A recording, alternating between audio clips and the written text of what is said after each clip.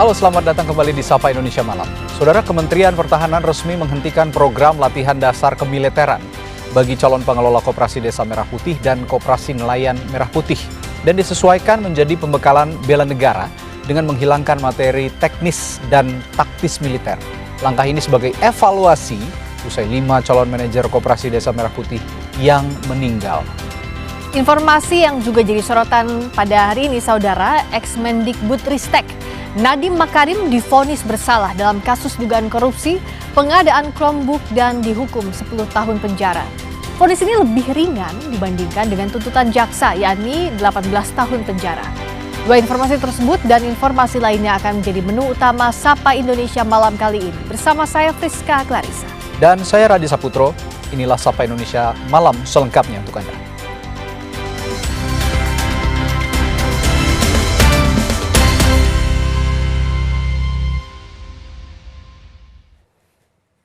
Kami buka dari berita seorang pria di Kota Kendari, Sulawesi Tenggara yang mengamuk menggunakan senjata tajam saat menyerobot antrean pengisian BBM jenis Pertalite di SPBU Kelurahan Wawua, Kota Kendari.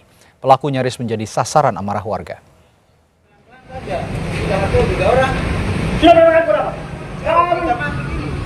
Pria ini marah dan mengamuk ketika tidak terima ditegur oleh pengendara lain karena menerobos antrean BBM pada Minggu siang. Pelaku emosi dan mengeluarkan senjata tajam. Sejumlah warga yang geram lantas berusaha melawan hingga situasi di SPBU ricuh. Pelaku akhirnya melarikan diri sebelum ditangkap. Setelah dilakukan pencarian, unit reaksi cepat Buser 77 Satreskrim Polresta Kendari menangkap pelaku beserta barang bukti motor. Namun senjata tajam yang digunakan belum ditemukan karena telah dibuang.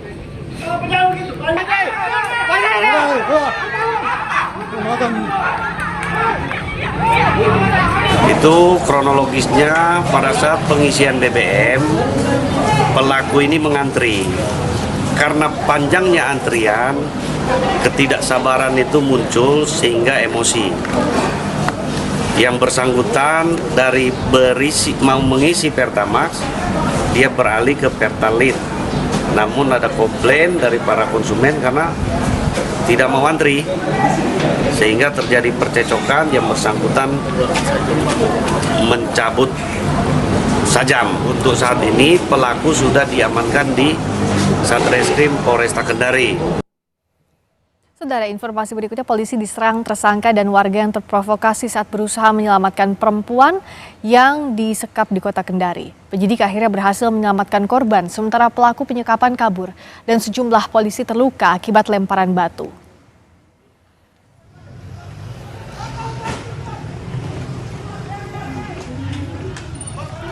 Sebelumnya, polisi mendapatkan laporan seorang wanita menjadi korban penyekapan oleh mantan kekasihnya. Namun saat penggerebekan dan evakuasi korban sedang berlangsung, warga justru melempari polisi dengan batu akibat provokasi dari pelaku yang berhasil melarikan diri. Meski telah beberapa kali mengeluarkan tembakan peringatan, polisi memilih mundur setelah melihat kondisi warga yang kian tidak kondusif. Korban mengaku dijemput saat pulang kerja dan sempat dianiaya oleh pelaku. Kini polisi masih memburu pelaku dan sejumlah warga yang melakukan penyerangan.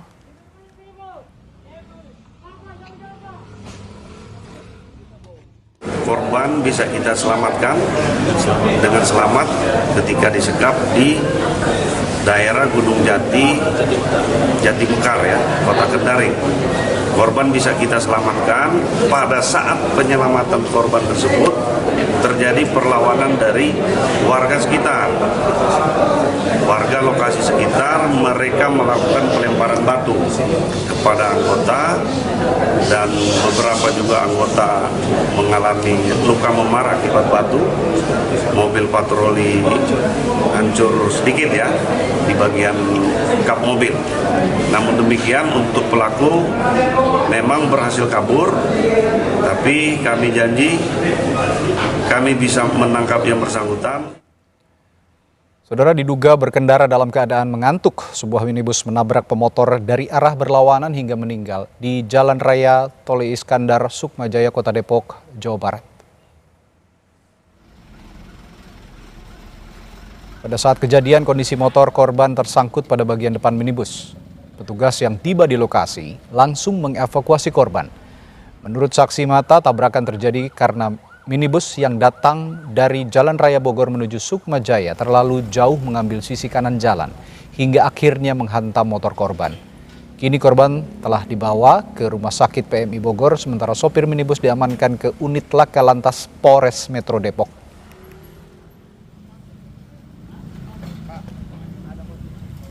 Dari sono Depok kemari, arah kemari.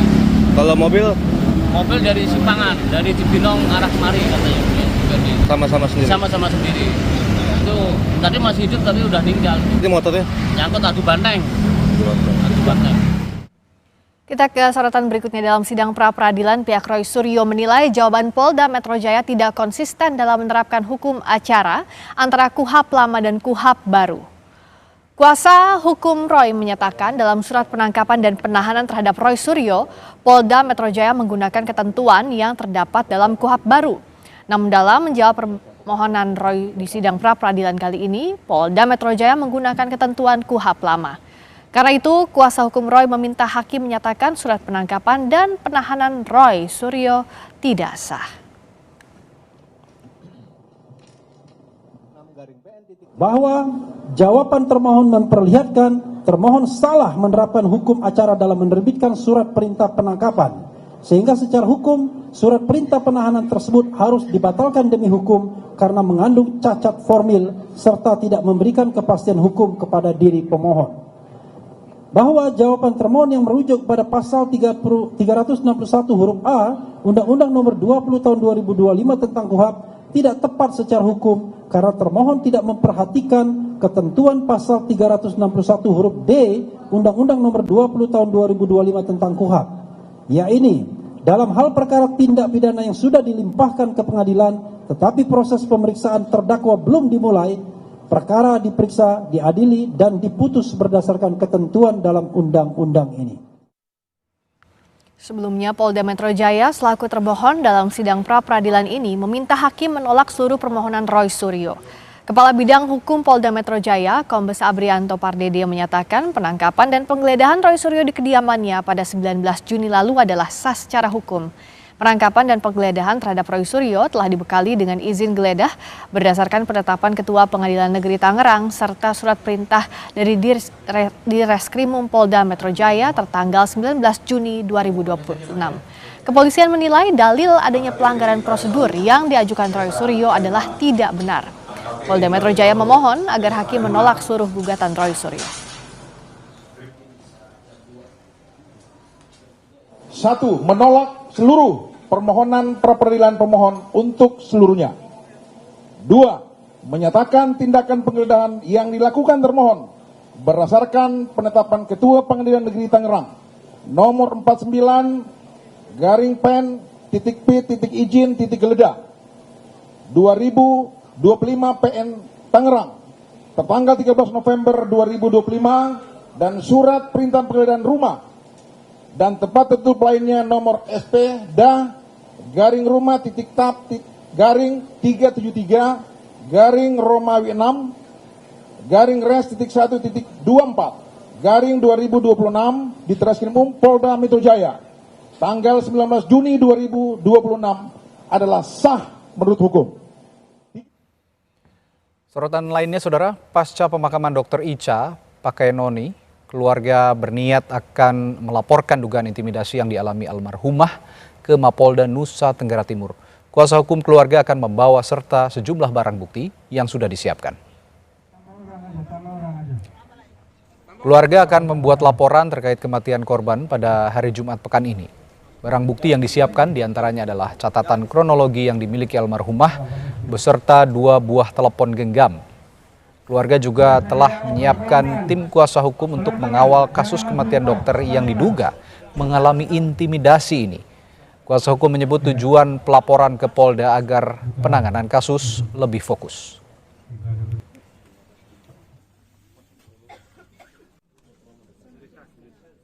Maka keluarga berpikir untuk waktu yang lebih pas mengadukan atau melaporkan peristiwa di Polda itu pada hari Jumat nanti. Sampai dengan saat ini sudah 5 orang pengacara yang menyatakan diri bersedia untuk bergabung dalam tim kuasa hukum keluarga dari Dr. Ica ini untuk kasus ini, dan itu dilakukan secara pro deo. Sementara itu DPC PDI Perjuangan Timur Tengah Utara hari ini memanggil anggota DPRD TTU Veronica Lake untuk mengklarifikasi dugaan intimidasi terhadap mendiang Dr. Ica. PDIP juga meminta Veronica memberikan penjelasan yang sebenarnya kepada publik. Pemanggilan dan pemeriksaan Veronica Lake dilakukan oleh Badan Kehormatan Partai. Ketua DPP PDIP Andreas Hugo Parera menyebut Veronica membantah melakukan intimidasi.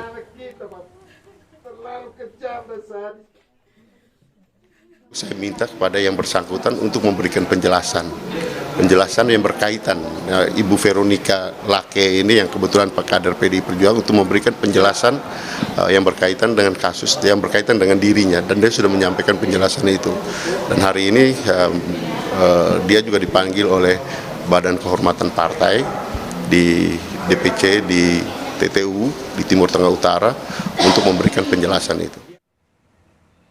Saudara, mantan Mendikbudristek Nadiem Makarim divonis bersalah dalam kasus dugaan korupsi pengadaan Chromebook dan dihukum 10 tahun penjara.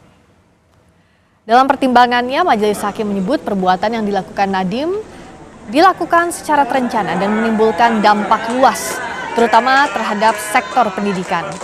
Selain 10 tahun penjara, Hakim juga menghukum Nadiem membayar denda 1 miliar rupiah, subsidiar 190 hari kurungan, dan uang pengganti 809 miliar rupiah. Apabila Nadiem tidak dapat membayar, maka harta kekayaannya dapat dirampas dan dilelang. Jika harta tidak mencukupi, maka diganti 5 tahun kurungan. Terdakwa Nadiem Anwar Makarim telah terbukti secara sah dan meyakinkan bersalah melakukan tindak pidana korupsi yang dilakukan secara bersama-sama sebagaimana dalam dakwaan subsidiar. 4. Menjatuhkan pidana kepada terdakwa oleh karena itu dengan pidana penjara selama 10 tahun dan pidana denda sejumlah 1 miliar yang harus dibayar dalam jangka waktu 1 bulan dan dapat diperpanjang untuk paling lama 1 bulan sejak putusan berkekuatan hukum tetap. Saudara, Kementerian Pertahanan resmi menghentikan program latihan dasar kemiliteran bagi calon pengelola Koperasi Desa Merah Putih dan Koperasi Nelayan Merah Putih. Kami hadirkan informasinya usai jeda.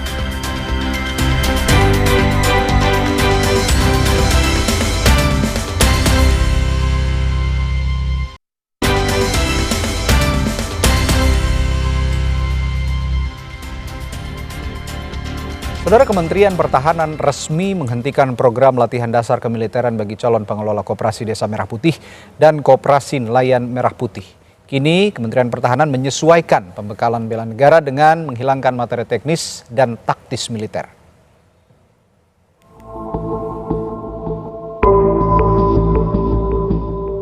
Penghentian program latihan dasar kemiliteran bagi calon manajer Koperasi Desa Merah Putih diambil sebagai salah satu evaluasi pasca insiden meninggalnya 5 peserta calon manajer Kopdes. Kepala Biro Informasi Pertahanan Sekretaris Jenderal Kemhan, Brigjen TNI Riko Ricardo Sirait, melalui keterangan tertulis menyampaikan, benar, sebagai hasil evaluasi, format kegiatan yang sebelumnya dikenal sebagai Latsar Mil telah disesuaikan menjadi latihan pembekalan bela negara dan manajerial bagi calon pengelola Koperasi Desa Kelurahan Merah Putih dan Kampung Nelayan Merah Putih. Dorongan untuk menghentikan program latihan dasar militer ini sebelumnya datang dari berbagai kalangan. Yayasan Lembaga Bantuan Hukum Indonesia atau YLBHI mendesak adanya investigasi independen serta meminta DPR untuk segera melakukan koreksi. YLBHI menilai insiden yang merenggut nyawa 5 calon manajer Koperasi Desa sebagai kegagalan sistemik. Kami mendesak ada pengusutan atau investigasi independen berkaitan dengan peristiwa ini. Dan kami mendorong Komisi Nasional Hak Asasi Manusia dan juga aparat penegak hukum untuk kemudian turun tangan melakukan investigasi secara menyeluruh. Dan jika ditemukan adanya kejahatan atau pelanggaran hukum, kasus ini kemudian harus diselesaikan secara tuntas. Anggota Komisi 1 DPR RI fraksi PDI Perjuangan Maijen TNI Purnawirawan Tubagus Hasanuddin membeberkan biaya latihan dasar militer yang bisa mencapai 30 juta rupiah per orang. Ia menambahkan, jika komponen militer dihapus, maka pemerintah justru akan lebih efisien. TB Hasanuddin kembali menekankan bahwa tugas utama manajer koperasi desa adalah mengelola organisasi dan mengembangkan usaha. Dari 45 hari, 30 hari itu latihan militer, coba bayangkan. 15 hari hanya latihan substansi mengenai perkoperasian. Saya hitung ya, dari anggaran sekitar 45 juta per orang, kalau hanya melaksanakan substansi pelatihan koperasi saja, itu hanya 15 juta. Artinya kita bisa mengirit 30 juta per orang kali 35.000 personil, itu 1, sekian triliun ya kita bisa ngirit. Sementara untuk pelatihan militer tidak dibutuhkan dan belum waktunya mereka dilatih. Sebanyak 5 peserta program Sarjana Penggerak Pembangunan Indonesia atau SPPI 2026 yang mengikuti program latihan dasar militer untuk calon manajer Kopdes Merah Putih dan Koperasi Nelayan Merah Putih meninggal dunia. Kelimanya meninggal dunia dalam kondisi yang berbeda saat menjalani pelatihan. Tim Liputan, Kompas TV. Dan untuk membahas soal ini sudah bergabung di Sapa Indonesia Malam Pramono Ubed Tantowi, Komisioner Komnas HAM, dan juga Kamarus Samad, anggota Komisi 11 DPR RI dari fraksi Partai Gerindra. Selamat malam Mas Ubed dan Kang Samad. Selamat malam Mas. Ya. Selamat malam Mas Radi. Baik, saya ke Kang Samad dulu nih. Kalau Gerindra kan biasanya memang kayaknya sudah terbiasa kalau di Hambalang ikut pelatihan-pelatihan militer begini.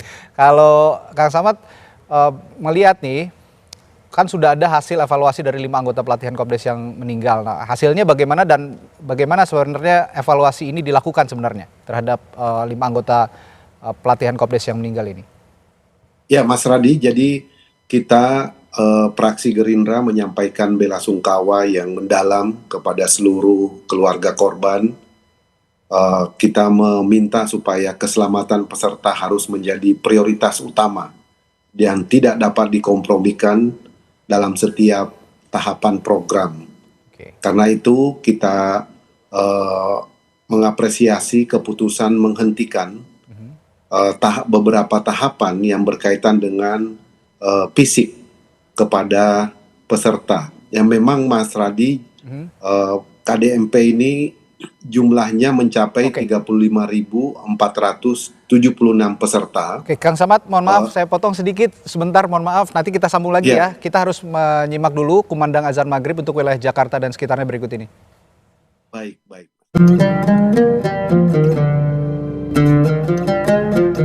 Allahu Akbar, Allahu Akbar, Allah.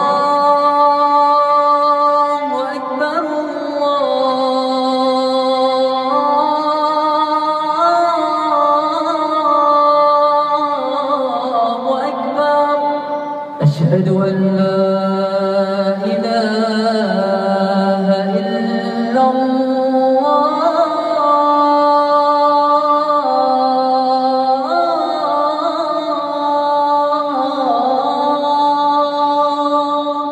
أشهد أن لا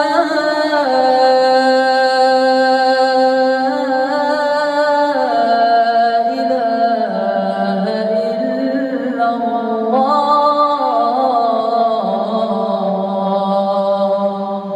أشهد أن محمدا رسول الله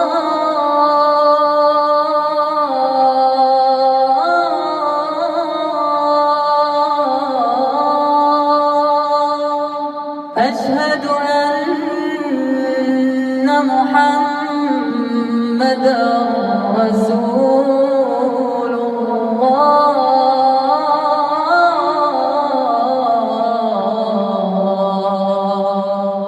حي على الصلاة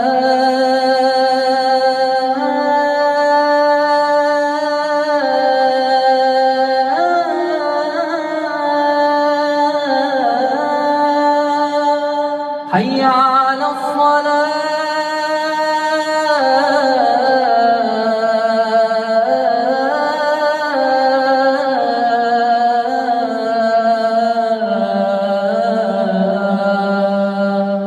حي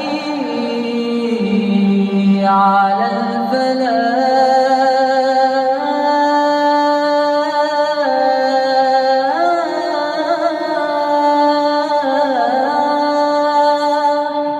حي على الفلاح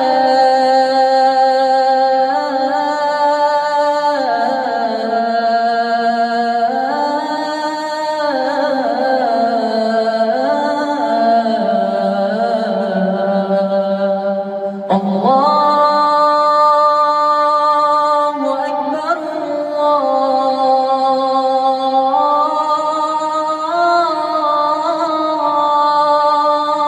الله أكبر لا إله إلا الله.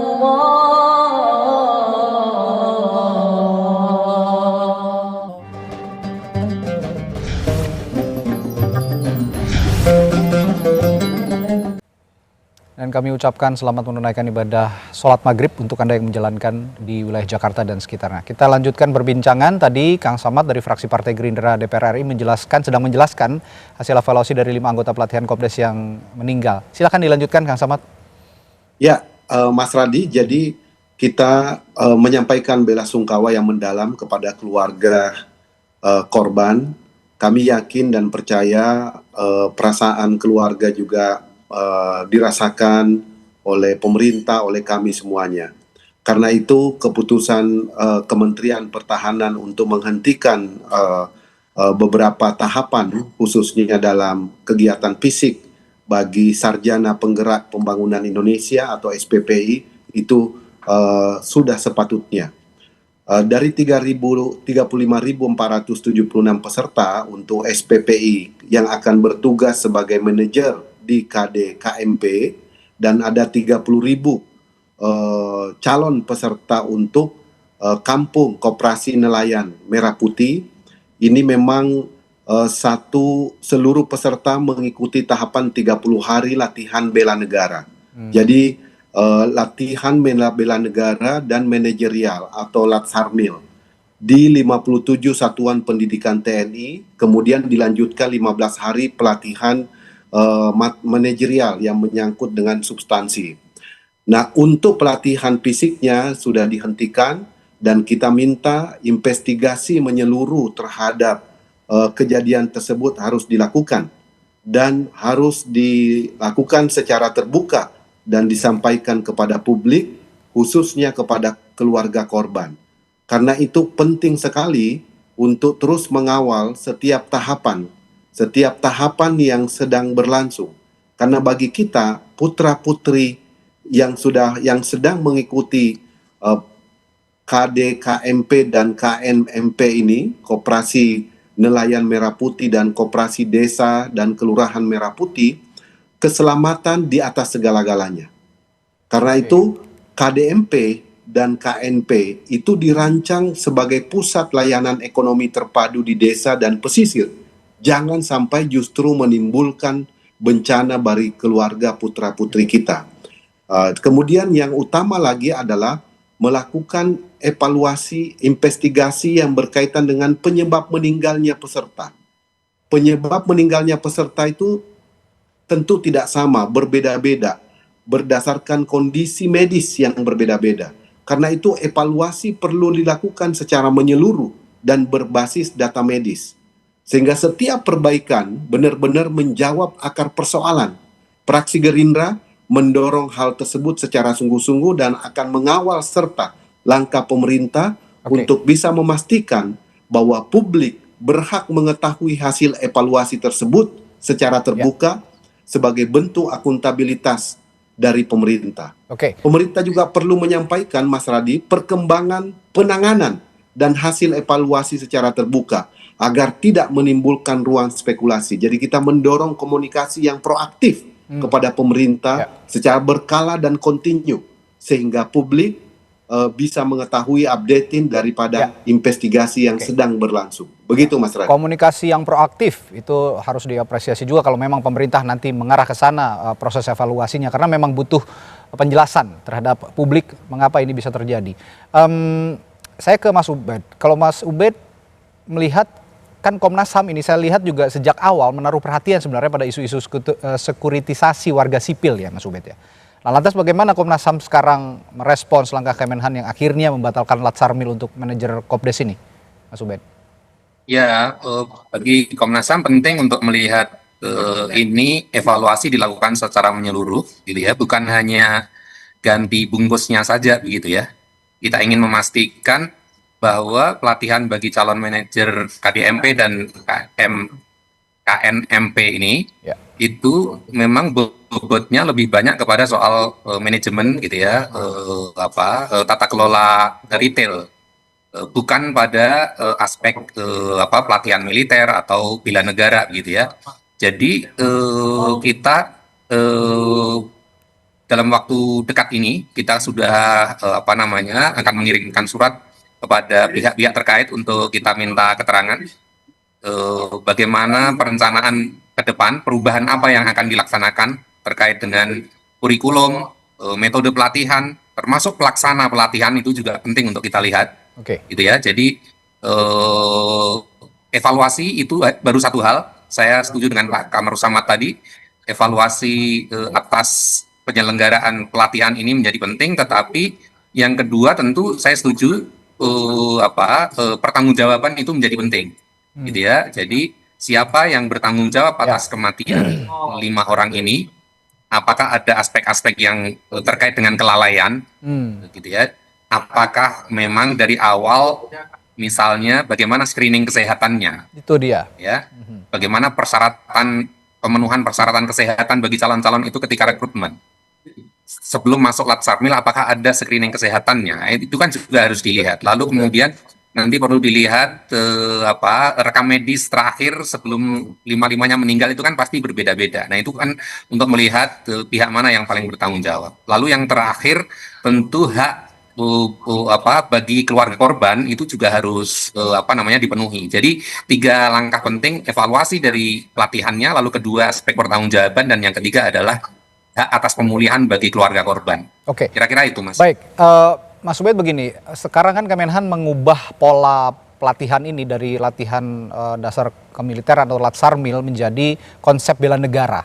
Nah, konsep bela negara ini juga sebenarnya belum secara gamblang dituturkan oleh Kemenhan. Nah, ini yang juga kita tunggu. Tapi secara garis besar, Mas Ubed, kalau dari perspektif HAM, kira-kira apakah pembekalan bela negara tanpa materi-materi teknis militer ini masih berisiko atau sekarang sudah boleh dibilang aman begitu? Itulah yang akan dilakukan Komnas HAM. Rencananya minggu depan kami akan meminta informasi, keterangan dari pihak-pihak terkait. Desain kurikulumnya seperti apa, gitu ya. Bedanya antara Latsarmil dan pelatihan bela negara itu, desain kurikulumnya bagaimana, perubahannya di mana. Metode pelatihan, perubahannya ada di mana, misalnya. Lalu pelatihnya, misalnya. Siapa yang melakukan pelatihan itu? Kalau Latsarmil siapa yang melakukan pelatihan? Kalau bela negara siapa yang melakukan pelatihan? Nah itu kan nanti akan kelihatan apakah ini perubahannya substantif atau perubahannya hanya di bungkusnya saja, kira-kira begitu. Baik, saya ke Kang Samad lagi. Kang Samad, Anda kan sekarang ini ada di Komisi 11 ya. Komisi 11 itu juga membidangi keuangan, perbankan, dan juga koperasi. Nah kira-kira saya ingin tanyakan juga, sebenarnya aspek apa yang didapat sih dari pendekatan Latsarmil ini sebelumnya, yang meskipun sekarang sudah diubah, tapi publik juga bertanya-tanya, apa sih yang didapat dari pendekatan Latsarmil yang dinilai esensial untuk koperasi manajemen, posisi manajemen koperasi Desa Merah Putih ini? Kang Samad. Mas Radi, jadi rekrutmen, seleksi, tahapannya itu sudah dilalui cukup panjang, dan mulai dari pendaftaran, kemudian seleksi administrasi, lalu kemudian tes potensial akademik, lalu kemudian ada interview, lalu kemudian ada akumulasi penilaian, dan kemudian dinyatakan memenuhi syarat. Ketika dinyatakan memenuhi syarat, maka dia harus mengikuti pendidikan.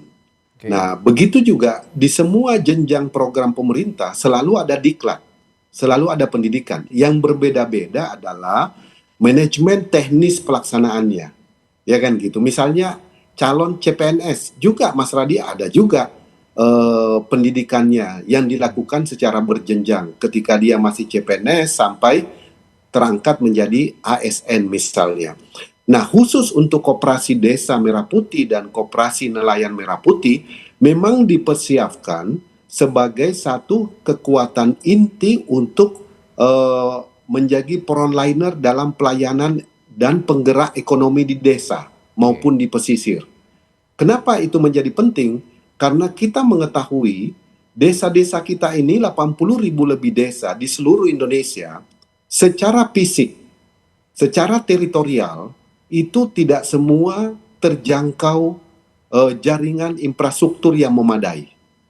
Tidak semua desa memiliki jaringan komunikasi yang stabil. Tidak semua desa memiliki daya dukung ekonomi yang memungkinkan normalnya sebuah koperasi bekerja. Nah, itu keadaan teritorial yang berbeda-beda ini bukan hanya memerlukan pengetahuan substansi tentang manajemen pengelolaan sebuah koperasi, tetapi juga kesiapan menghadapi tantangan. Tantangan apa? Tantangan teritorial. Kalau dia ditempatkan di desa yang berada di atas gunung misalnya, atau desa pesisir, desa terpencil, desa terluar, desa tertinggal, dia memiliki semangat yang pantang menyerah untuk bisa terus menjadi penggerak ekonomi di desa tersebut. Nah, semangat itulah yang diharapkan bisa mulai dipupuk ya di dalam 30 hari pelatihan tersebut. Nah, tapi karena ini sudah memberikan satu dampak yang membahayakan bagi keselamatan, maka pemerintah sudah menghentikan. Nah, sekarang yang disampaikan adalah rencana bela negara. Kalau bela negara, pengalaman kami itu adalah penguatan wawasan. Ya. Kalau bela negara berkaitan dengan ekonomi, berarti akan banyak berbicara tentang penguatan wawasan kedaulatan ekonomi kita. Bagaimana anak putra-putri terbaik kita di SPP ini akan menjadi penjaga, penggerak ekonomi di desa sekaligus menjadi tuan di negerinya sendiri. Nah, itu kedaulatan ekonomi inilah yang mungkin ingin diperkuat sehingga formal kurikulum, sistem pelatihan, kemudian siapa yang menangani tadi disampaikan oleh Mas Ubed itu menjadi penilaian. Dan saya kira pemerintah lebih bagus juga memberikan ruang kepada Komnas HAM untuk hadir di beberapa tempat yang bisa dijangkau untuk melihat secara langsung, Mas Radit, tentang pelaksanaan ini. Sehingga bisa dibedakan Lasratmil dengan bela negaranya. Nah, sehingga Komnas HAM akan membantu menjelaskan ke publik tentang perubahan yang sudah dilakukan. Perubahan kurikulum gitu, Mas. Baik. Nah, Mas Ubed, kira-kira tadi kan Anda mengatakan bahwa Komnas HAM masih akan menginvestigasi, termasuk juga siapa yang sebenarnya bertanggung jawab dengan peristiwa meninggalnya 5 calon manajer Kopdes ini. Tapi kira-kira pihak mana yang pertama kali akan diinvestigasi oleh Komnas HAM terkait meninggalnya calon manajer Kopdes ini? Tapi jangan dijawab dulu, nanti akan saya tanyakan sesaat lagi di Sapa Indonesia Malam. Tetaplah bersama kami.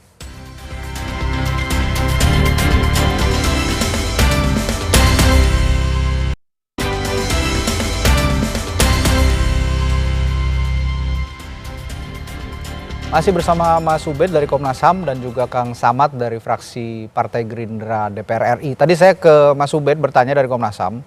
Anda tadi mengatakan kan akan menginvestigasi ya terkait siapa sebenarnya yang bertanggung jawab dengan meninggalnya 5 calon manajer Kopdes ini. Tapi yang ingin saya tanyakan sekarang dalam tahap awal prioritas pihak mana saja yang akan lebih dulu dilakukan investigasi dari Komnas HAM untuk melihat siapa yang paling bertanggung jawab atas peristiwa kemarin?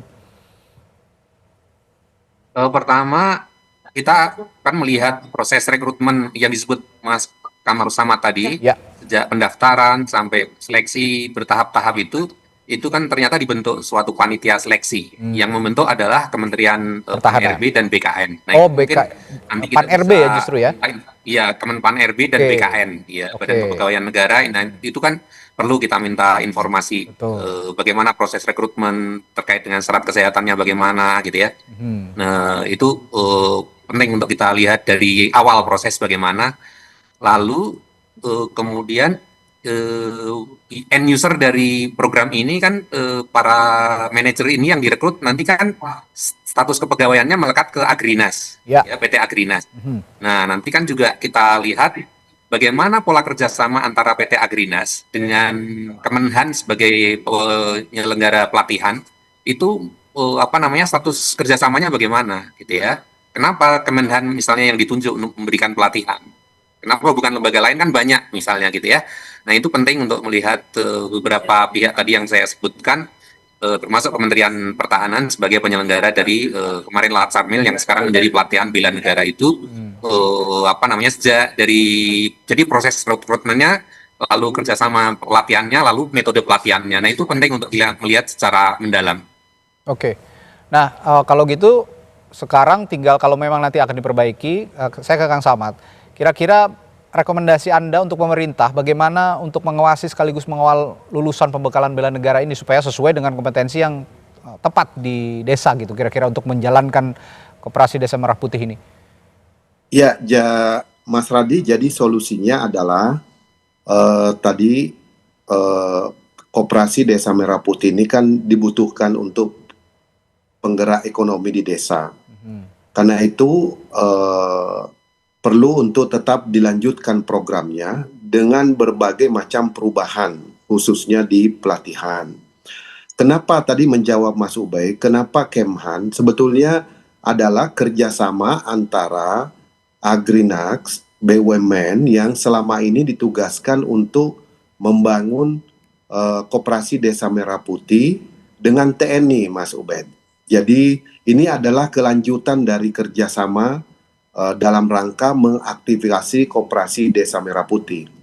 Karena itu, sebagai solusi sementara, kita mendorong supaya manfaat dan tujuan program tersebut kita teruskan agar bisa dirasakan masyarakat. Karena KDMP ini adalah bagian daripada pembukaan lapangan kerja, Mas Radit. Jadi membuka lapangan kerja, merintis ekosistem baru ekonomi di desa, sekaligus memutus mata rantai monopoli supply chain yang hanya didominasi oleh misalnya kekuatan ekonomi tertentu. Nah, ini dengan adanya keberadaan koperasi ini akan mendorong redistribusi ekonomi di desa-desa yang selama ini tertinggal. Nah, sejak awal kejadian kita sudah melihat langkah-langkah Kementerian Pertahanan dan TNI melakukan pendampingan kepada seluruh keluarga korban dan memastikan proses penanganan berjalan sesuai dengan prosedur. Jadi sejak awal kejadian sudah ada goodwill yang konkret nyata dilakukan oleh Kementerian Pertahanan dan TNI. Lalu kemudian langkah ini penting sekali karena situasi seperti ini dibutuhkan karena korban bukan hanya informasi tetapi juga adalah kepastian bahwa negara bertanggung jawab atas seluruh proses penanganannya. Itu yang sangat diperlukan. Karena itu pendampingan tersebut juga harus terus berlanjut hingga seluruh hak keluarga. Nah, tadi hak keluarga korban dipenuhi dan hasil evaluasinya disampaikan secara terbuka kepada publik. Fraksi Gerindra tentu akan mengawal proses tersebut, Mas Radit. Ini yang sangat penting sampai dengan tuntas dan kita mengatakan bahwa prioritas utama adalah memiliki standar keselamatan dan sistem pengawasan yang kontinu dan juga penguatan pada substansi materi manajemen perkoperasian. Begitu, Mas Radit. Terlepas dari perbaikan kurikulum, tadi juga Kang Sama sudah menjelaskan apa alasannya begitu ya, Koperasi Desa Merah Putih ini dikerjasamakan dengan Kementerian Pertahanan dengan kurikulum yang bernuansa militer. Tapi saya ke Mas Ubed sebagai Komnas HAM dan juga sekaligus untuk menjawab ya pertanyaan publik yang banyak sekali masuk akhir-akhir ini soal adanya nuansa militerisasi itu di pemerintahan saat ini. Nah, program program sipil seperti Koperasi Desa Merah Putih ini kan termasuk juga ada yang bernuansa militerisasi. Nah, seperti pengelolaan Koperasi Desa Nelayan, Koperasi Desa Merah Putih. Nah, ini sebenarnya melanggar prinsip pemisahan fungsi militer dan sipil nggak sih kalau menurut Anda? Ya, itulah yang termasuk yang ingin kita dalami. Kenapa misalnya ini kan nomenklaturnya kan koperasi. Betul. Ya, koperasi Desa Merah Putih, Koperasi Nelayan Merah Putih gitu ya. Kenapa bukan pihak yang paling berkepentingan misalnya bukan Kementerian Koperasi yang banyak dilibatkan misalnya, tetapi malah Agrinas lalu Kementerian Pertahanan misalnya gitu ya. Ini kan mengapa satu aktivitas ekonomi gitu ya, kewirausahaan, penguatan ekonomi gitu ya, itu bukannya melibatkan sektor-sektor yang sangat terkait, kementerian-kementerian yang terkait. Nah, ini kan menjadi penting untuk kita melihat apa kepentingan Agrinas di sana dengan Koperasi Merah Putih dan Koperasi Nelayan Merah Putih, lalu Kementerian Pertahanan dan TNI dalam pelatihan ini, yaitu tadi pembobotannya bagaimana gitu ya. Itu menjadi penting untuk melihat seberapa besar keterlibatan atau visi militer masuk di dalam aktivitas-aktivitas ekonomi seperti ini. Nah, kalau begitu saya juga meminta rekomendasi sekaligus dari Anda sebagai Komnas HAM, Mas Ubed. Kira-kira apa saja rekomendasi dan catatan kritis dari Komnas HAM supaya program baru ini tidak sekedar dalam tanda kutip ganti baju gitu ya dari pola-pola indoktrinasi yang kaku yang selama ini kita saksikan? Iya, tentu pelatihannya gitu ya itu perlu lebih ditekankan pada aspek-aspek misalnya manajemen operasional misalnya soal profesi koperasi itu seperti apa, soal retail misalnya, soal administrasi pertokoan misalnya, lalu soal tata letak barang misalnya, lalu soal rotasi produk, pemberian label harga gitu ya, lalu soal manajemen stok dan gudang misalnya, lalu soal service excellence misalnya. Jadi itu materi-materi yang sebenarnya sangat penting gitu ya, karena Koperasi Merah Putih nanti kan harus bersaing dengan minimarket yang sudah menjamur di seluruh Indonesia sampai ke pelosok-pelosok, dengan warung-warung Madura, dengan warung-warung Batak gitu ya, yang itu kewirausahaannya sudah tumbuh di masyarakat gitu, di warung-warung Batak, warung-warung Madura yang selama ini sudah hidup bahkan buka 24 jam gitu. Dan Koperasi Merah Putih kita lihat produk-produknya kan banyak juga beririsan dengan minimarket itu harus bersaing dengan warung Madura, warung Batak gitu. Nah, itulah pelatihan itu yang penting untuk diberi porsi gitu ya, sehingga terjadi kompetisi yang sehat ya. Ekonomi kan akan tumbuh dalam kompetisi yang sehat, dalam iklim kompetisi yang sehat, bukan dalam iklim komando maupun proteksi begitu. Jadi dipastikan nanti Komnas HAM juga akan mengawal apakah program ini yang tadinya berdasar ataupun di input sebagai latihan dasar kemiliteran menjadi bela negara ini tetap mengubah ataupun tetap dengan pola-pola yang lama, ini juga masih akan ditelusuri, termasuk juga kemarin dengan peristiwa meninggalnya 5 calon manajer Koperasi Desa. Dan di sisi lain fraksi Partai Gerindra juga berjanji tadi akan mengawal ya Kang Samad untuk melihat bagaimana pertanggungjawaban dari peristiwa kemarin dan bagaimana pola bela negara ini juga masih tetap esensial untuk diterapkan pada program Koperasi Merah Putih, terutama untuk para calon manajernya. Terima kasih Kang Samad, lalu juga Mas Ubed sudah berbincang bersama kami di Sapa Indonesia Malam. Kita jumpa lain waktu. Selamat malam, sampai jumpa. Selamat malam, Mas Radi. Selamat malam, Kang Kamar Samad. Saudara, seorang tenaga medis di NTT, Dr. Ica, meninggal diduga akibat intimidasi sejumlah anggota DPRD. Lalu seperti apa intimidasi yang ia terima dan bagaimana penyelidikannya? Kami hadirkan ulasannya setelah jeda.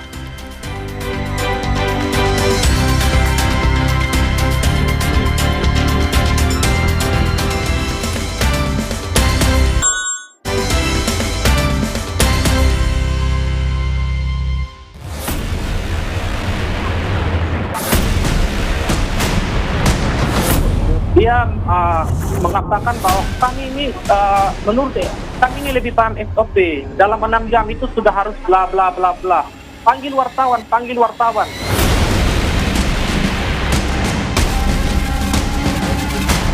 Terkait perkataan panggil wartawan saja, itu saya maksudkan sebagai usulan dalam percakapan kepada salah satu rekan DPRD.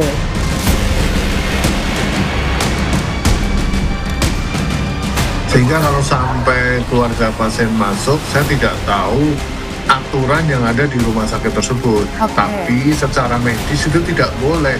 Dan saya yakin kalau ini betul-betul terjadi intimidasi, sudah selayaknya anggota DPR tersebut dapat sanksi yang berat.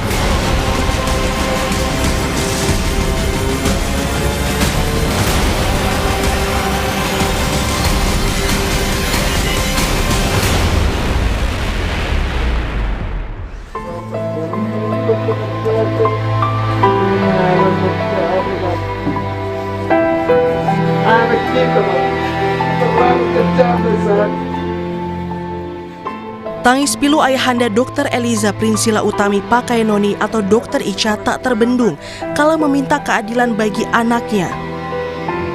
Putri kebanggaannya yang mengabdi sebagai dokter meninggal diduga akibat intimidasi dari anggota DPRD Kabupaten Timur Tengah Utara.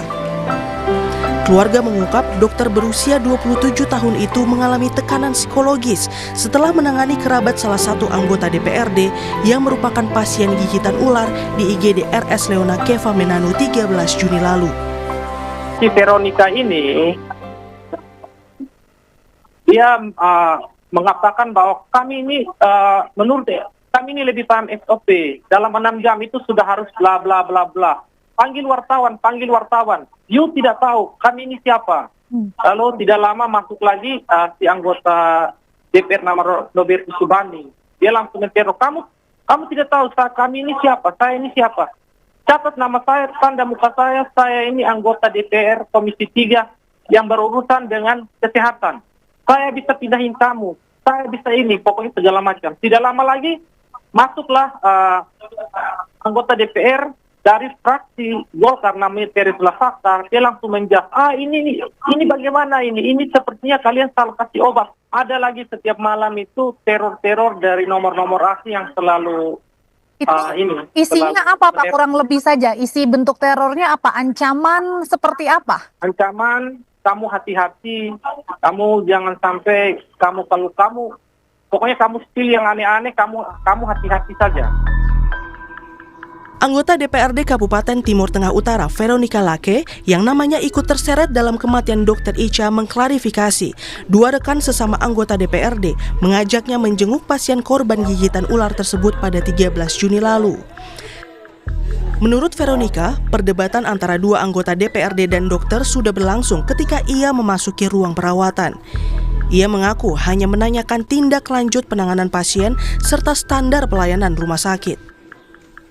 Terkait perkataan panggil wartawan saja, itu saya maksudkan sebagai usulan dalam percakapan kepada salah satu rekan DPRD agar ada liputan eksternal dan investigatif terkait transparansi pelayanan kesehatan, evaluasi dan perbaikan kualitas pelayanan kesehatan.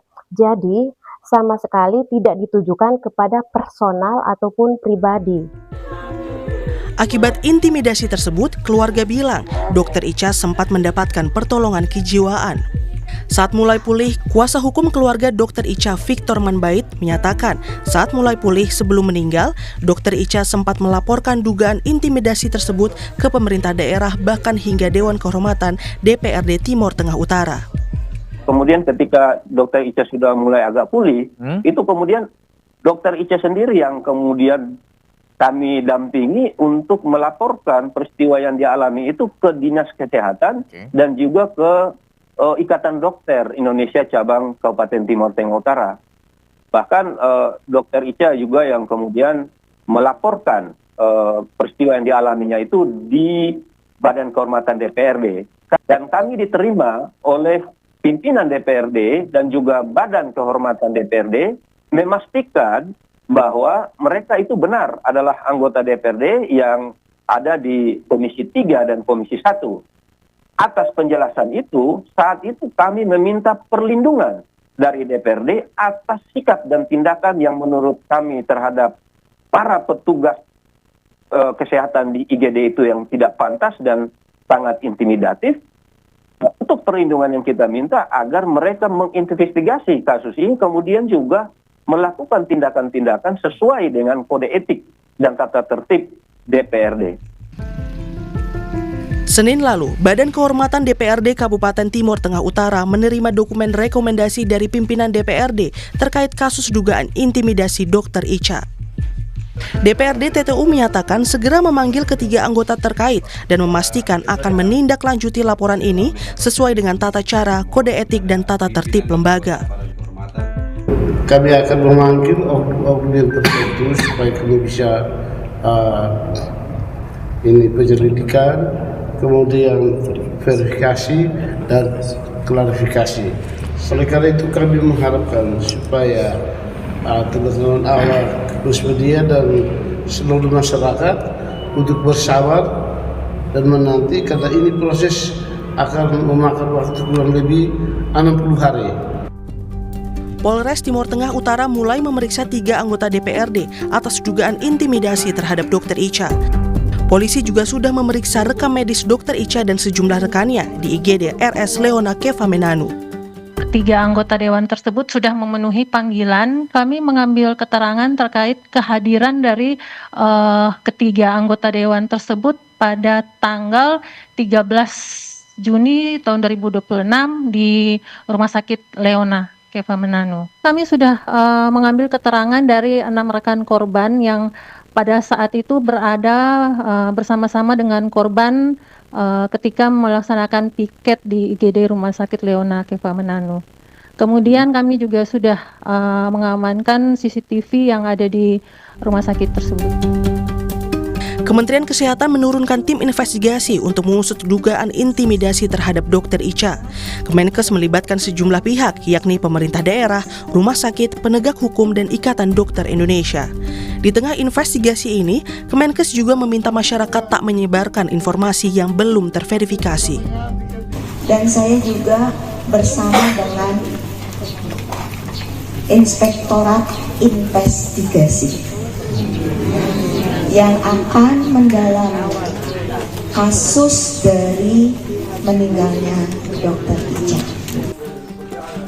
Ketua Umum Ikatan Dokter Indonesia Slamet Budianto menyatakan seharusnya keluarga dan kerabat lainnya tak boleh masuk instalasi gawat darurat. Pasalnya, dokter yang sudah penuh tekanan di ruang IGD perlu tetap fokus menangani hingga menyelamatkan nyawa pasien. Sehingga kalau sampai keluarga pasien masuk, saya tidak tahu aturan yang ada di rumah sakit tersebut. Tapi secara medis itu tidak boleh. Apalagi anggota DPR atau pejabat yang lainnya, itu sama sekali tidak boleh. Perlindungan yang harus dilakukan adalah rumah sakit itu harus wajib melindungi dokter-dokternya yang bekerja di rumah sakit, karena Undang-Undang Nomor 17 itu seperti itu. Dengan tugas yang sangat berat di UGD, dibebani hal seperti ini, mereka akan berat. Dan saya yakin kalau ini betul-betul terjadi intimidasi, sudah selayaknya anggota DPR tersebut dapat sanksi yang berat. Ya. Dr. Icha menempuh pendidikan dokternya melalui beasiswa dari pemerintah daerah Kabupaten Timur Tengah Utara. Ia sejatinya adalah lilin kehidupan bagi warga di daerah yang masih membutuhkan lebih banyak tenaga kesehatan. Oleh karenanya, pemerintah Provinsi NTT memastikan seluruh pihak yang diduga terlibat akan bertanggung jawab sesuai ketentuan hukum yang berlaku. Kita biarkan proses hukumnya berjalan. Saya setuju. Saya sudah lihat pernyataan dari Kapolres TTU. Nanti kita akan ikuti prosesnya, kita akan minta Pak Ibu Kapolres untuk nanti proses dengan baik kasus ini, sehingga nanti biar terang benderang siapa-siapa nanti yang bertanggung jawab harus bertanggung jawab dengan kasus ini. Nah, tadi saya mengatakan ada surat dari Dr. Icha juga nanti untuk yang sudah diambil dan juga sudah dipegang oleh Pak Ibu Kapolres, nanti kita akan pastikan kita kawal proses hukum berjalan dengan baik. Senin sore, jenazah Icha dimakamkan di tempat pemakaman umum Liliba, Kota Kupang, NTT. Keluarga dan kerabat serta sejumlah pejabat, tenaga kesehatan, dan tokoh masyarakat ikut mengantarkan jenazah Dr. Icha ke liang lahat. Mereka mengenang almarhumah sebagai dokter yang ramah, tulus, dan berdedikasi tinggi. Keluarga tak putus menanti keadilan, sementara negara pun perlu memastikan jaminan atas perlindungan hukum dan psikologis terhadap tenaga kesehatan. Tim Liputan Kompas TV.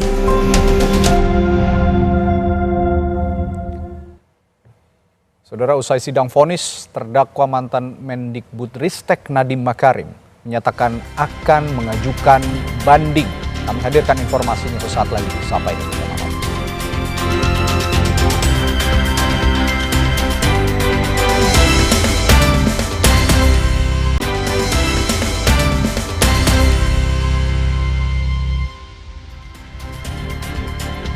Kembali di Sapa Indonesia Malam bersama saya Friska Clarissa. Mantan Mendikbudristek Nadiem Makarim divonis bersalah dalam kasus dugaan korupsi pengadaan Chromebook dan dihukum 10 tahun penjara. Dalam pertimbangannya, majelis hakim menyebut perbuatan yang dilakukan Nadiem dilakukan secara terencana dan menimbulkan dampak luas, terutama terhadap sektor pendidikan. Selain 10 tahun penjara, hakim juga menghukum Nadiem membayar denda 1 miliar rupiah, subsidiar 190 hari kurungan dan uang pengganti 809 miliar rupiah. Apabila Nadiem tidak dapat membayar, maka harta kekayaannya dapat dirampas dan dilelang. Jika harta tidak mencukupi, maka diganti 5 tahun kurungan. Terdakwa Nadiem Anwar Makarim telah terbukti secara sah dan meyakinkan bersalah melakukan tindak pidana korupsi yang dilakukan secara bersama-sama sebagaimana dalam dakwaan subsidiar. 4.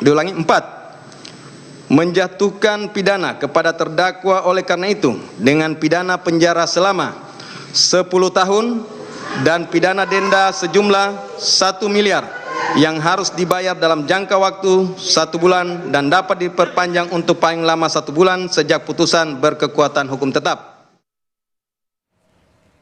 Usai sidang vonis, terdakwa mantan Mendikbudristek Nadiem Makarim menyatakan bakal mengajukan banding.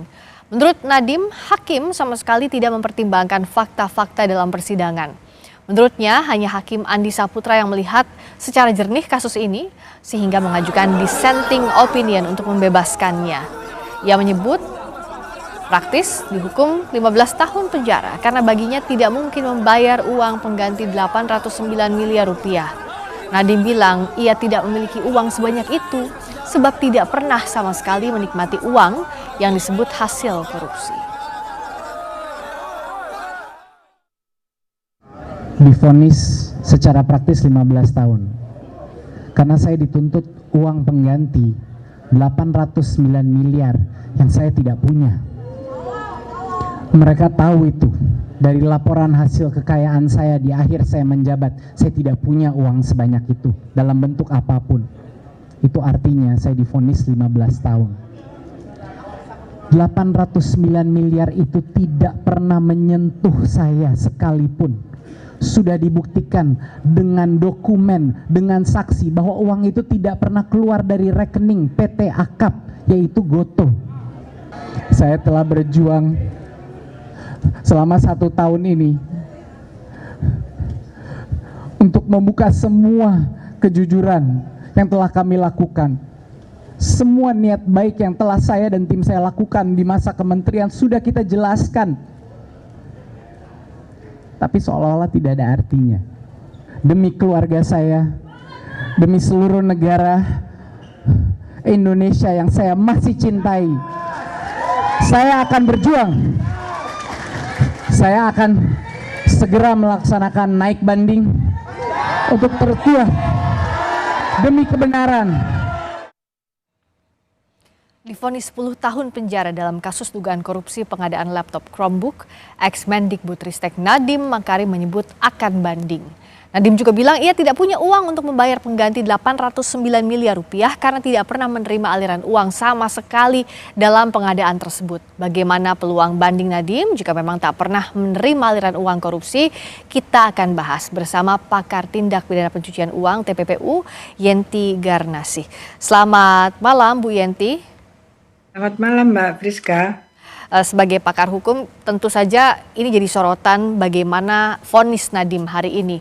Kalau ia menyebut tidak pernah menikmati hasil kejahatan, apa yang bisa nanti dibuktikan jadi bahan untuk naik banding, Bu? Ya gini ya, kalau ada uang pengganti, itu pasti dia menikmati, harusnya begitu.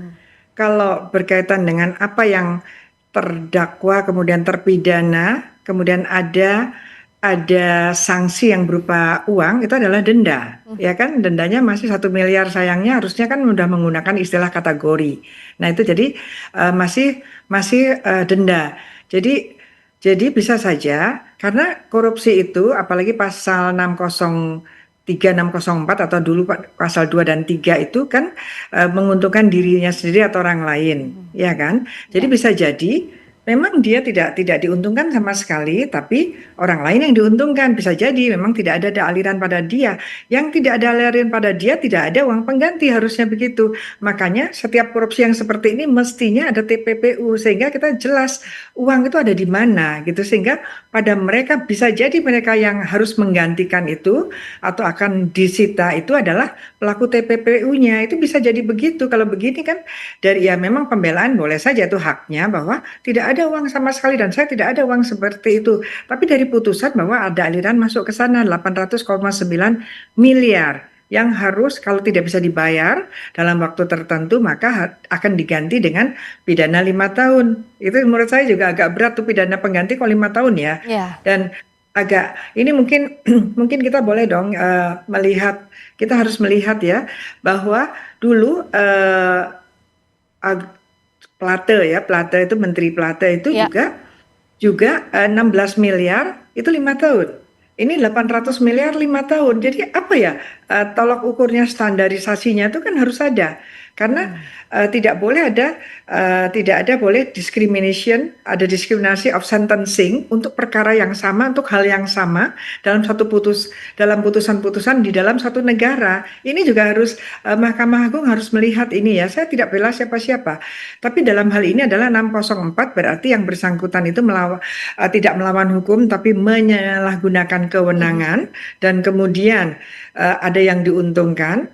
Kalau kemudian yang mengganti dia berarti yang diuntungkan dia juga gitu kan, karena kerugian negara menurut BPKP-nya adalah 1,5 M kan gitu, 1,5 T ya, 1,5 triliun, sehingga 800,9 M itu adalah uang pengganti yang artinya ada pada yang bersangkutan mengalir ke sana menurut putusan hakim, yang pasti putusan itu hakim melihat bahwa pembuktian jaksa itu adalah terbukti gitu. Nah ini seperti itu. Jadi tidak ada anatomi TPPU-nya dan kemudian dari pihak terpidana ini mengatakan kalaupun memang itu akan inkrah misalnya pasti jadi 15 tahun kan gitu ya. Nggak ada gitu. Nah begitu. Nah ini juga harus dilihat ya, hakim walaupun dengan kebebasannya dan keyakinannya juga harus dijelaskan kenapa 16 M sama 800 M juga sama-sama 5 tahun. Itu tujuannya. Standarisasinya seperti apa ya Bu ya? Betul, dan lagi kan sudah perampasan kemerdekaannya sudah berat itu di 10 tahun. Kenapa hanya pengganti kok jadi pemenjaraan yang berat juga gitu. Bu Yanti, juga yang menarik ada dissenting opinion dari hakim anggota Andi Saputra yang bahkan dalam pertimbangannya harus dibebaskan, Nadiem Anwar Makarim harus dibebaskan dari seluruh dakwaan penuntut umum. Bagaimana kita membaca ini? Singkat saja Bu untuk menyimpulkan. Ya, tapi dalam hal ini satu dia adalah hakim ad hoc ya, yang 4 adalah hakim karir. Ya itu jadi sudut pandangnya berbeda. Dan kemudian kalau dibebaskan dari semua dakwaan, satu dakwaan aja kalau dibebaskan itu harus per unsur tuh memang sudah harus ada yang tidak terbukti. Itu harus itu yang harus disampaikan juga gitu. Dan bagaimana kita bandingkan dengan 4 hakim lain yang menurut mereka semuanya terbukti kan. Bahkan dikatakan bahwa ini adalah masif, terstruktur dan sistematis karena sejak awal sudah ada pembicaraan yang kemudian berakhir pada adanya kerugian negara melalui proyek Chromebook dan ada kaitannya dengan GoTo itu kan gitu ya. Itu seperti itu kan sudah dibuktikan menurut hakim itu terbukti. Nah itu seperti itu ya. Nanti silahkan banding, ini juga jaksa juga boleh banding juga. Kalau menurut jaksa tetap 15 tahun bagi dia kurang ya bisa saja dia juga banding begitu. Tapi lebih baik, tapi berharap ini diselesaikan dengan jalur hukum, tetap di koridor hukum, jangan ada intervensi politik atau politik dalam artian hukum yang bukan dari hukum pidana ya. Misalnya seperti lalu-lalu ada abolisi, amnesti dan sebagainya. Menurut saya itu jadi kurang bagus untuk bagaimana potret peradilan hukum di Indonesia. Kalau memang ini salah ya kita lihat evaluasi apa nih yang bersalah, kenapa begini. Jadi bukan langsung sedikit-sedikit presiden intervensi. Itu juga tidak bagus. Jikalau memang tidak bersalah pun selesaikanlah lewat jalur hukum. Ini yang artinya jalurnya masih akan panjang. Berikutnya adalah upaya hukum banding akan ditempuh oleh Nadiem Makarim, akan jadi babak baru. Terima kasih Bu Yanti, kita bertemu lagi untuk berdiskusi di kesempatan lainnya. Yanti Ganasih, terima kasih Bu Yanti. Berikutnya saudara, kami kembali dengan sorotan lainnya. Dalam sidang pra-peradilan, pihak Roy Suryo menilai jawaban Polda Metro Jaya tidak konsisten dalam menerapkan hukum acara antara KUHP lama dan KUHP baru. Informasinya usai jeda di Sapa Indonesia Malam.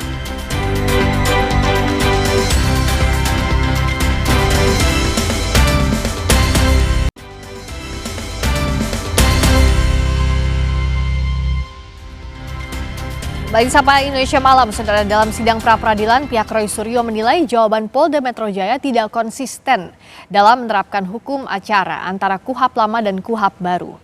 Kuasa hukum Roy menyatakan dalam surat penangkapan dan penahanan terhadap Roy Suryo, Polda Metro Jaya menggunakan ketentuan yang terdapat dalam KUHP baru. Namun dalam menjawab permohonan Roy di sidang pra-peradilan kali ini, Polda Metro Jaya menggunakan ketentuan di KUHP lama. Karena itu, kuasa hukum Roy meminta hakim menyatakan surat penangkapan dan penahanan Roy tidak sah. Bahwa jawaban termohon memperlihatkan termohon salah menerapkan hukum acara dalam menerbitkan surat perintah penangkapan, sehingga secara hukum surat perintah penahanan tersebut harus dibatalkan demi hukum karena mengandung cacat formil serta tidak memberikan kepastian hukum kepada diri pemohon. Bahwa jawaban termohon yang merujuk pada pasal 361 huruf A Undang-Undang Nomor 20 Tahun 2025 tentang KUHP tidak tepat secara hukum karena termohon tidak memperhatikan ketentuan pasal 361 huruf D Undang-Undang Nomor 20 Tahun 2025 tentang KUHP, yaitu dalam hal perkara tindak pidana yang sudah dilimpahkan ke pengadilan tetapi proses pemeriksaan terdakwa belum dimulai, perkara diperiksa, diadili, dan diputus berdasarkan ketentuan dalam undang-undang ini. Sebelumnya, Polda Metro Jaya selaku termohon dalam sidang pra-peradilan ini meminta hakim menolak seluruh permohonan Roy Suryo. Kepala Bidang Hukum Polda Metro Jaya, Kombes Abrianto Pardede menyatakan penangkapan dan penggeledahan Roy Suryo di kediamannya pada 19 Juni lalu adalah sah secara hukum. Penangkapan dan penggeledahan terhadap Roy Suryo telah dibekali dengan izin geledah berdasarkan penetapan Ketua Pengadilan Negeri Tangerang serta surat perintah dari Direskrimum Polda Metro Jaya tertanggal 19 Juni 2026. Kepolisian menilai dalil adanya pelanggaran prosedur yang diajukan Roy Suryo adalah tidak benar. Polda Metro Jaya memohon agar hakim menolak seluruh gugatan Roy Suryo. 1. Menolak seluruh permohonan pra-peradilan pemohon untuk seluruhnya.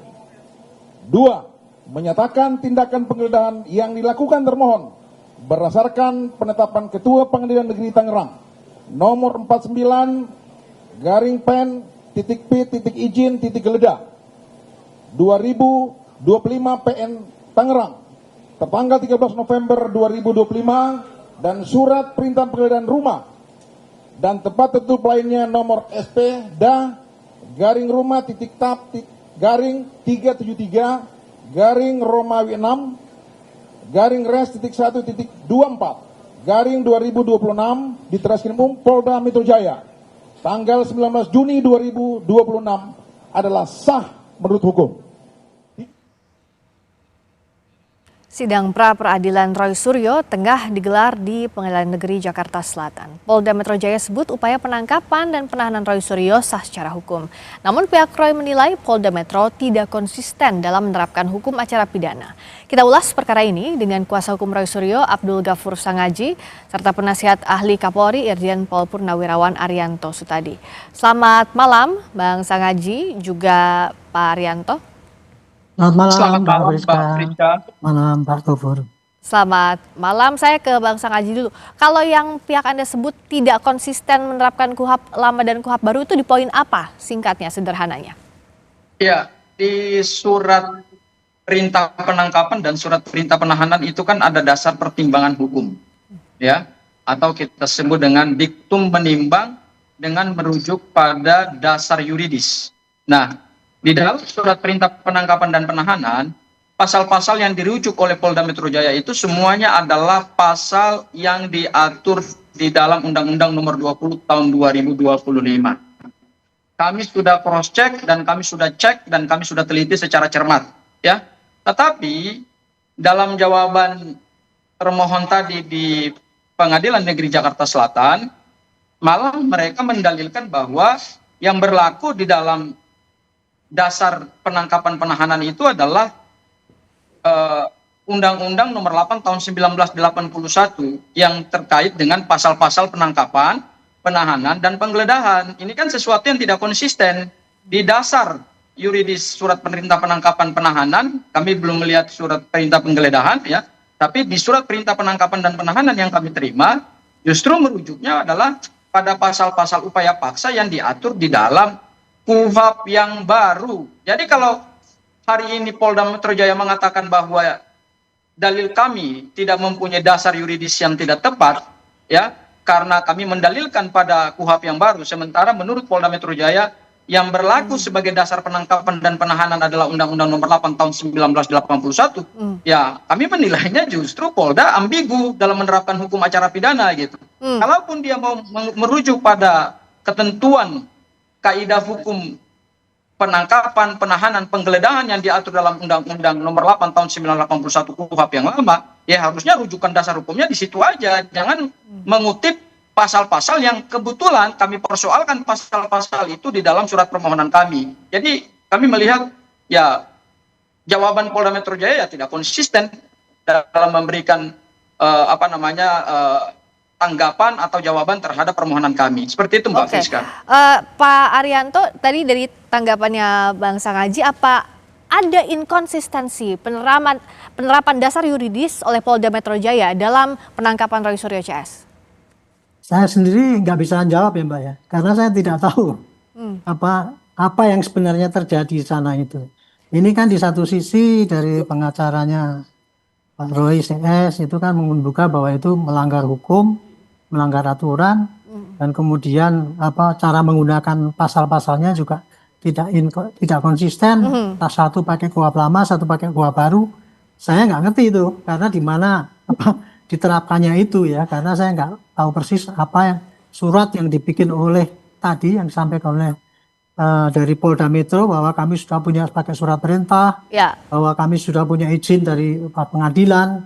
Ya memang kalau dari ketentuan hukum ya kayak gitu.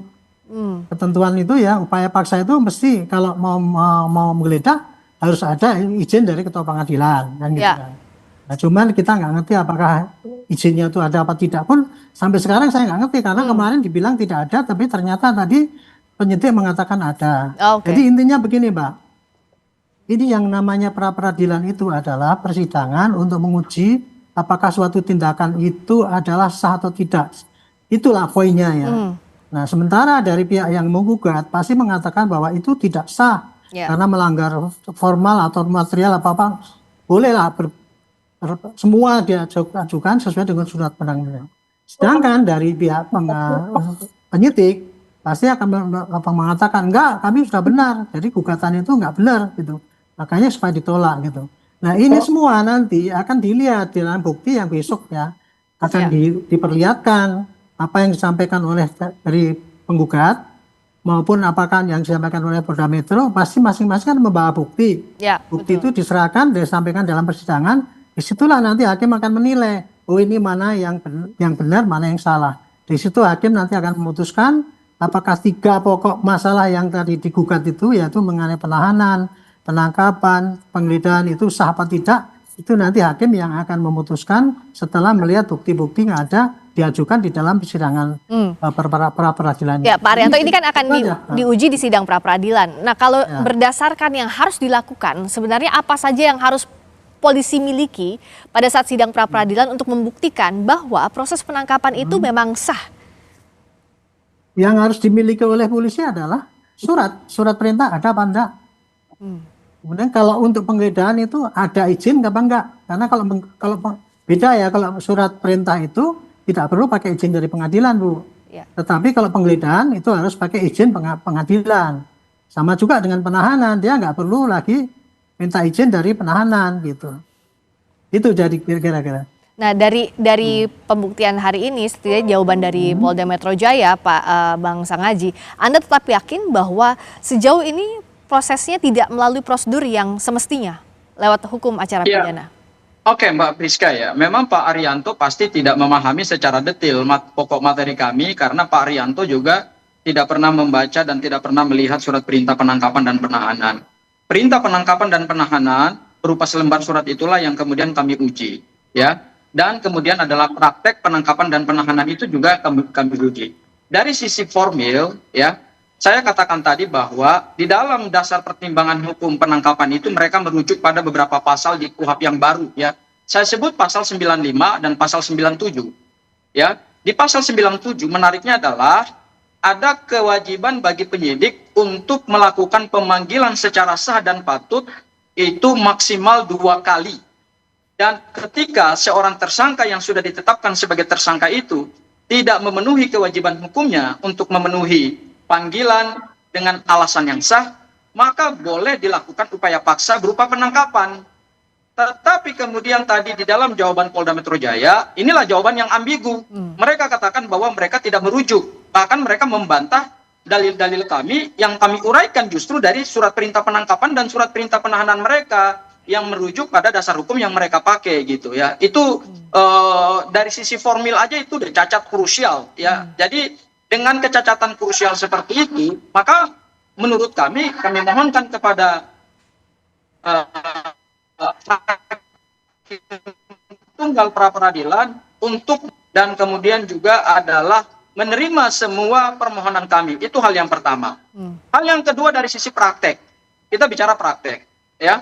Memang penangkapan dan penahanan itu memang pasti diawali dengan adanya surat perintah penangkapan dan penahanan. Tetapi perlu diingat bahwa kecacatan formil itu bukan di situ yang kami persoalkan, tetapi lebih pada ketentuan pasal 97 KUHP yang baru, bahwa seseorang itu harus dipanggil dulu secara sah dan patut, baru kemudian dilakukan penangkapan ketika yang bersangkutan mangkir dari panggilan. Namanya aja upaya paksa, bukan upaya negosiasi, upaya paksa. Paksa itu artinya di dalam KUHP, artinya adalah seseorang dilakukan suatu langkah untuk dikerangkeng dalam waktu sementara ketika yang bersangkutan mangkir. Lah, masyarakat tidak pernah mangkir.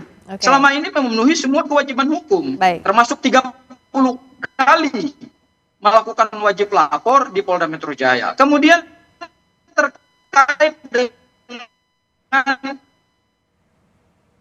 penggeledahan. Tadi jawaban izin dari Pengadilan Negeri Tangerang untuk melakukan penggeledahan. Sayangnya adalah pada saat mereka melakukan penggeledahan itu, dan nanti kita buktikan juga, kita lihat gitu ya, karena surat penggeledahan yang mereka kantongi itu katanya dari tahun 2025, bulan November 2025 gitu. Tetapi mereka melakukan penggeledahan baru pada tanggal 19 Juni 2026. Jadi kami akan lihat juga apa benar surat penggeledahan itu sudah ada. Dan yang kedua, sebelum penggeledahan dilakukan, secara patut seseorang petugas kepolisian harus menunjukkan dulu kepada yang mau digeledah rumahnya bahwa Bapak atau Ibu, kami sudah mengantongi surat penggeledahan, izin kami mau melakukan penggeledahan. Itu tata cara yang patut.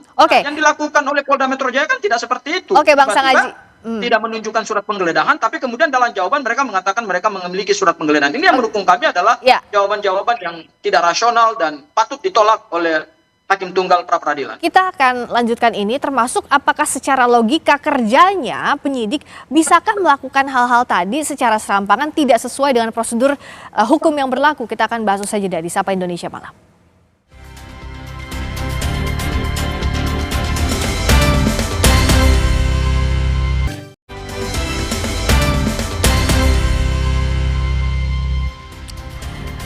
Masih membahas proses pra-peradilan yang ditempuh oleh Roy Suryo dengan kuasa hukum Roy Suryo Abdul Ghafur Sangaji serta penasihat ahli Kapolri Irjen Pol Purnawirawan Arianto Sutadi.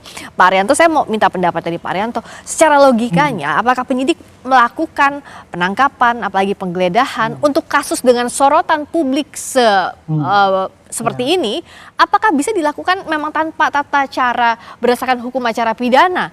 Apakah mungkin itu terjadi?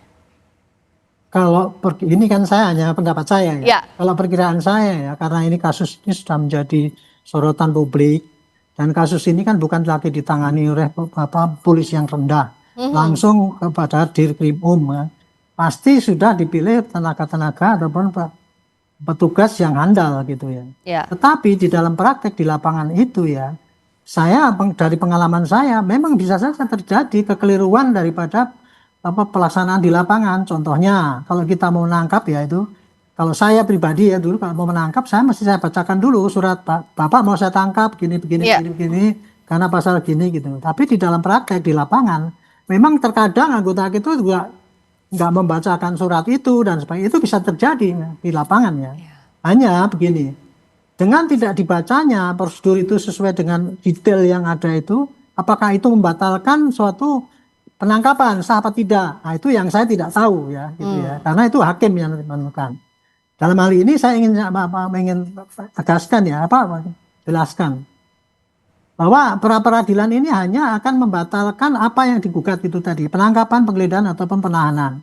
Apa yang dilakukan oleh Polda Metro itu tadi nanti endingnya adalah oh kamu tidak sah, gitu kan? Sama seadanya nangkapnya tidak sah. Berarti walaupun kamu sudah surat tapi caranya kamu salah, berarti penangkapan tidak sah.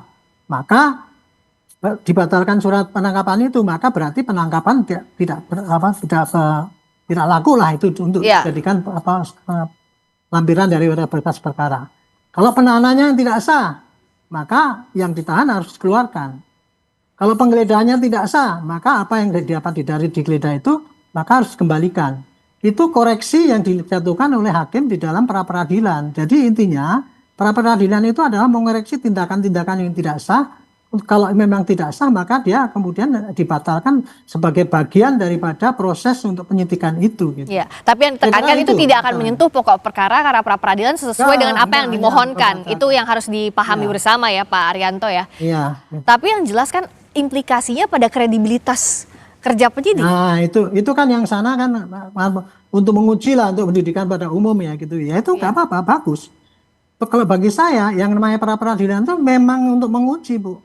Bagi kami kita udah ratusan atau ribuan kali lah kita dapat pra-peradilan itu. Kalah menang itu bukan suatu aib bagi kita, tetapi sebagai koreksi untuk memperbaiki ini loh yang kayak ini ternyata masih salah. Nanti jangan diulangi lagi kayak gitu. Karena yang namanya salah benar dalam pra-peradilan ini yang menilai kan dari dua pihak. Karena dari kita ini maunya dianggap benar, yang dari sana ngakunya benar sendiri juga.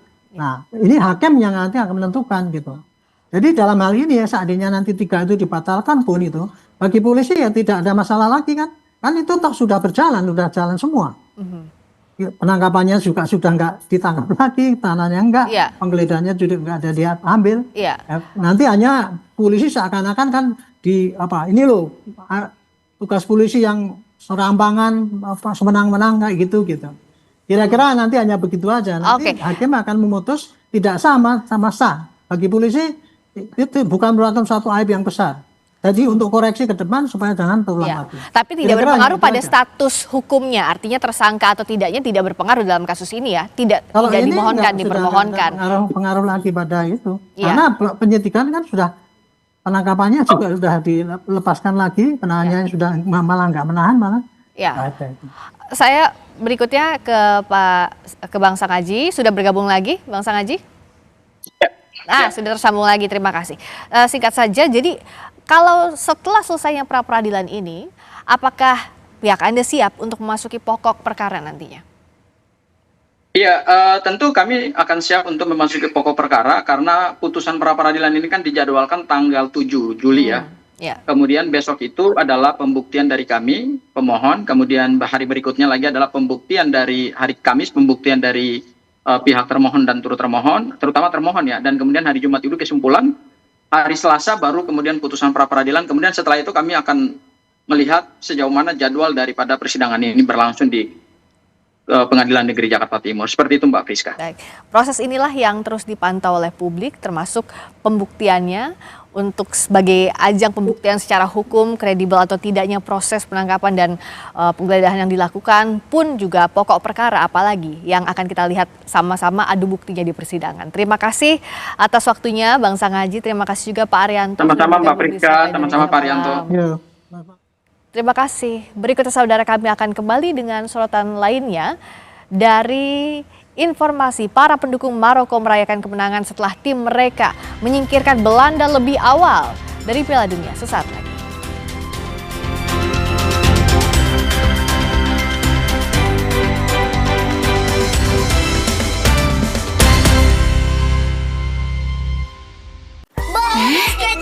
Tuh, tiap hari minta biskuit. Aku percayanya Roma Kelapa. Ada vitamin B, E, dan kalsium. Gurih manisnya asli kelapa. Nutrisinya pasti. Kalau enaknya? Terbukti. Pasti Roma Kelapa.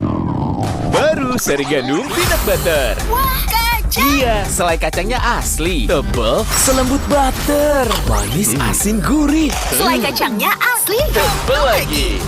Baru seri gandum peanut butter. Saya suka mineralnya karena latihan tiap hari. Keringat banyak keluar. Makanya saya pilih Le Mineral. Mineralnya jelas ada di botol. Itu benar. Le Mineral sumbernya berasal dari pegunungan terpilih yang mengandung berbagai mineral alami, baik untuk tubuh. Badan berasa lebih enteng. Segernya dapat, sehatnya juga dapat. Kayak ada manis-manisnya. Le Mineral, sehatnya mineral terlindungi. Baru seri gandum peanut butter. Wah, kacang. Iya, selai kacangnya asli. Tebal, selembut butter. Manis, asin, gurih. Selai kacangnya asli. Tebal lagi. Baru seri gandum peanut butter. Nikmati mie goreng ala chef di rumah. Mie sedap goreng ala Chef Devina. Minyak kenyal dan pipih bikin beda. Ada sambal merahnya. Aku tambahin sayuran dan kremesan kriuk. Taste like chef, sesimpel itu. Mie sedap goreng ala Chef Devina dari Wings Food. Kopi hits nomor 1, ya Top Coffee Gula Aren. Gak cuma FOMO-FOMOan. Kopi, susu, gula aren, ngeblend. Make it so legit. Aromanya aja nikmat, kopinya dendang. Gula arennya legit, perfectly blended. Ini Top Coffee Gula Aren. Legitnya gokil. Bikin kreasi kopi lo never fail. I told you so. Top Coffee Gula Aren. Kopi hits nomor 1, favorit semua. Dari Wings Food. Mie sedap pilihan saya, favorit semua. Flavor you want in a noodle. Sedapnya berkualitas, bold, rich, in every slurp. Mie sedap goreng, kriuknya sedap banget. Mie sedap soto, koreanya gurih. This hits. One slurp and you'll get it. Mie sedap Korean spicy chicken with seaweed crunch. Pedas banget. Taste that brings people together. Wow. Cobain aja mie sedap favorit saya, favorit semua dari Wings Food. Ini cara sukses Alan Buarga Ekstra kuncinya. Aduh, sakit kepala, ekstra cenut dan nyeri. Untung ada Oskadon Ekstra. Tapi belum makan. Oskadon Ekstra dapat diminum sebelum makan tanpa ngantuk. Solusi ekstra, bahkan sakit perut cenut dan bidara nyeri lainnya. Pancenoye.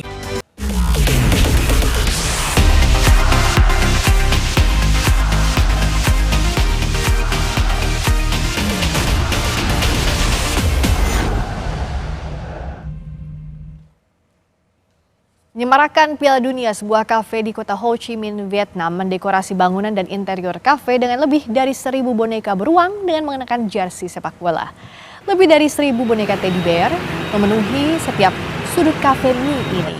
Boneka beruang ini mengenakan jersey sepak bola tim-tim yang berlaga di Piala Dunia.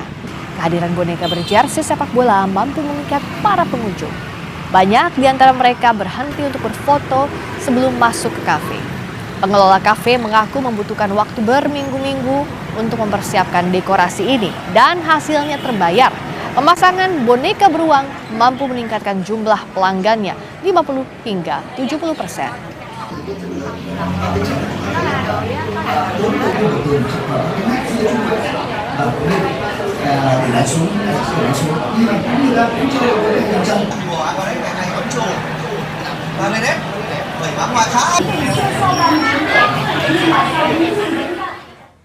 Kita tinggalkan pesta bola dunia dan berita berikutnya. Akibat gelombang panas, saudara, jalur tram meleleh pada sejumlah wilayah di Jerman, salah satunya di kota Nuremberg.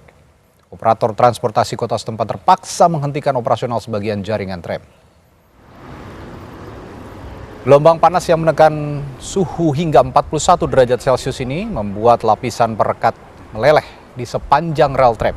Akibatnya layanan pada sejumlah jalur terdampak hingga berhenti beroperasi. Seperti di sekitar Pleret, salah satu persimpangan tersibuk di Nuremberg. Tak hanya rel, gelombang panas juga berisiko memengaruhi instalasi listrik di atas jalur tram. Organisasi Kesehatan Dunia WHO mencatat sejak 21 Juni lebih dari 1.300 orang meninggal akibat gelombang panas di Eropa.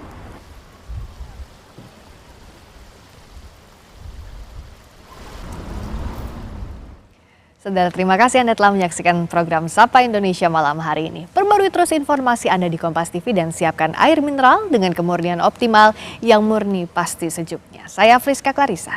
Dan saya Radi Saputro undur diri. Terima kasih, selamat malam. Sampai jumpa.